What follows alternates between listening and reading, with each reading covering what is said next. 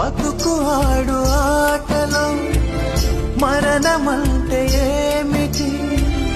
ఆటలోని అలుపు వంటి చిన్న మలుపులే జీవితాన్ని అందక జీవమెళ్ళిపోదులే,